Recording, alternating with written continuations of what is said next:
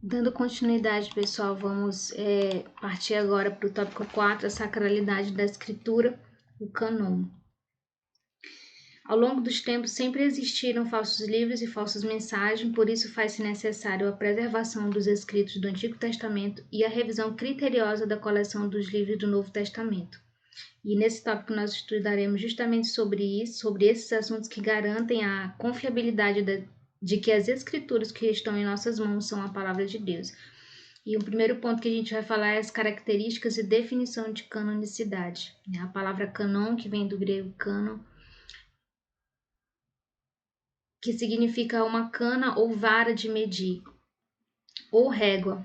Cânon pode ser definido como os livros das Sagradas Escrituras aceitos pela Igreja Cristã que contém a regra autoritária da fé e da prática. Ok? O cânon do Antigo Testamento. Há opiniões diferentes entre os estudiosos bíblicos acerca de quando se encerrou o cânon do Antigo Testamento e em seus escritos não há menção desse assunto. Temos no Antigo Testamento registros que indicam o início da escrita das leis de Deus, como nós estamos vendo aí na tela, em Êxodo 17:14, para que se pudessem ser preservados para o povo de Deus. Ok? O princípio do cânon declarado. O princípio do cânon do Antigo Testamento, regra ou norma, está claramente descrito no versículo em Deuteronômio 31, versículo 24 a 26, tá? Como vocês estão vendo aí na tela. O cânon do Antigo Testamento firmado e autorizado por Cristo. Nos dias de Cristo, o cânon do Antigo Testamento já estava completo e encerrado.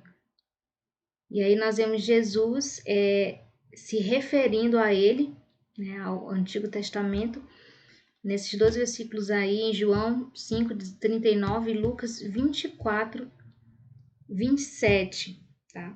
O mais célebre historiador judaico que viveu na época da igreja primitiva escreve: porque não temos entre nós uma quantidade enorme de livros que discordam e se contradizem entre si, como acontece com os gregos, mas apenas 22 livros que contêm os registros de todos os tempos passados, que cremos justamente serem divinos, e quão firmemente damos crédito a esses livros de nossa própria nação, fica evidente pelo que fazemos, porque durante tantos séculos que já se passaram, ninguém teve ousadia suficiente para acrescentar nada a eles, cancelar qualquer coisa, nem fazer neles qualquer modificação, tendo se tornado natural a todo judeu, desde o seu nascimento, estimar esses livros como contendo doutrinas divinas, e perseverar nelas e, caso necessário, morrer voluntariamente por elas, tá?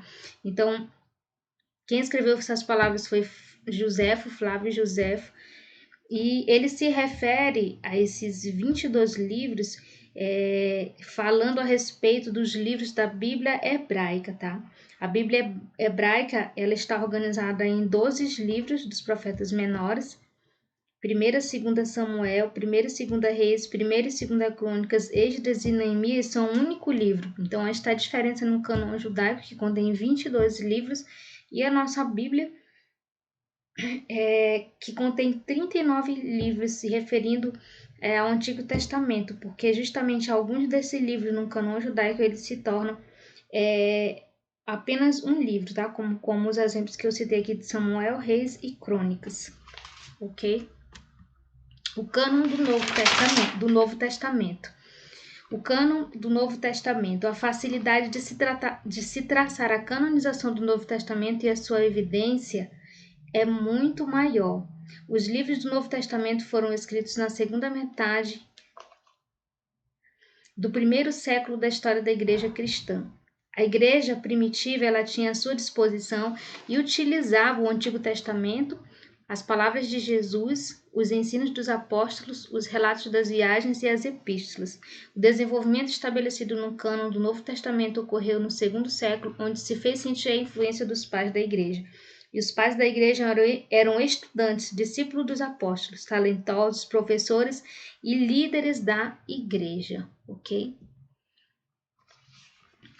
E seguiu-se então um padrão canônico, a qual os livros do Novo Testamento foram submetidos, tá? Alguns testes.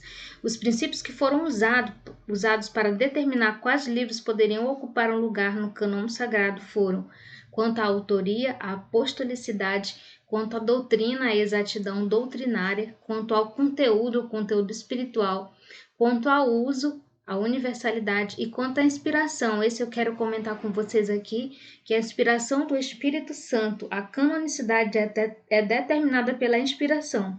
O livro ele deveria dar evidência de inspiração divina. Este era o teste final e mais importante.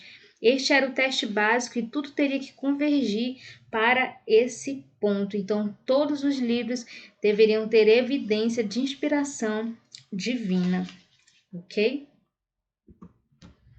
Agora nós vamos passar para um outro ponto, o tópico 5, os livros apócrifos, tá?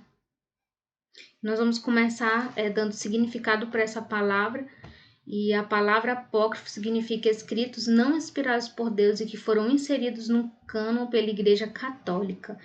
No cânon protestante, na nossa Bíblia, contemos o Antigo e Novo Testamento, que compõem-se de 66 livros. No cânon católico, na Bíblia Católica, além dos 66 livros, é acrescido de mais 7 livros completos e também acréscimos aos livros de Esté e Daniel, né? Lembrando que nós tivemos uma tradução da chamada Septuaginta, onde se reuniram 70 sábios judeus em Alexandria e traduziram todo o Antigo Testamento para o grego. Eles traduziram, além do cânon judaico, né, o Antigo Testamento, outros livros históricos. E quando a Bíblia foi traduzida para o latim, a Vulgata Latina,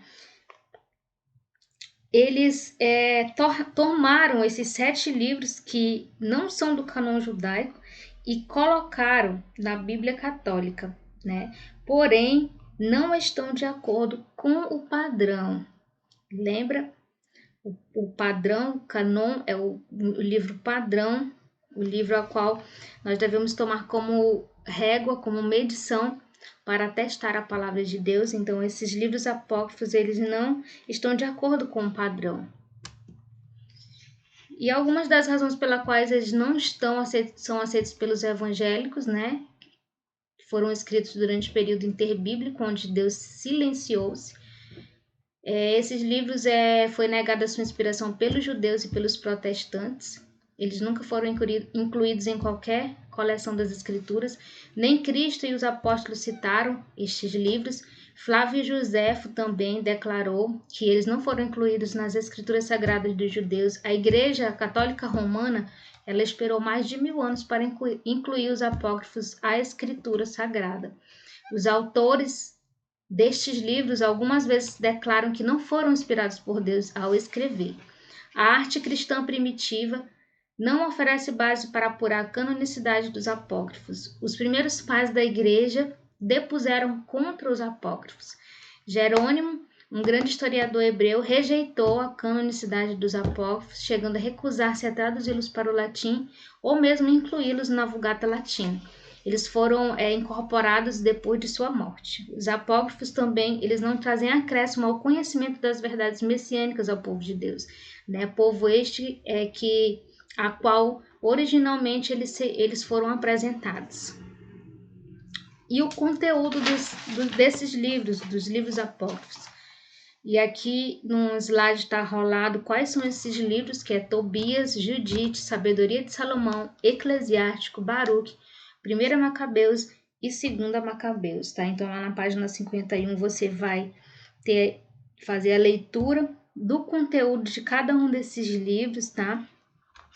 E isso é de suma importância para o nosso conhecimento, tá ok? E eu faço a sugestão desse livro para você, de Flávio Joséfo, História dos Hebreus, tá? Para que você possa obter na sua lista de leitura para acrescentar aí no nosso conhecimento, tá? E atenção, alunos, façam um resumo dos seus respectivos capítulos, tá? Ou do capítulo 4, capítulo 5, capítulo 6, e façam a entrega dos seus resumos juntamente com os exercícios que foi a maneira que nós propomos na sala de aula para avaliar vocês, tá? Então, essa aqui é a nossa última aula online. Agora vocês vão fazer os resumos e fazer a entrega, tá? De todas as atividades que eu propus lá no grupo para vocês, ok? E estarei aguardando aí a atividade de vocês para poder avaliá-las, tá ok? Paz seja convosco.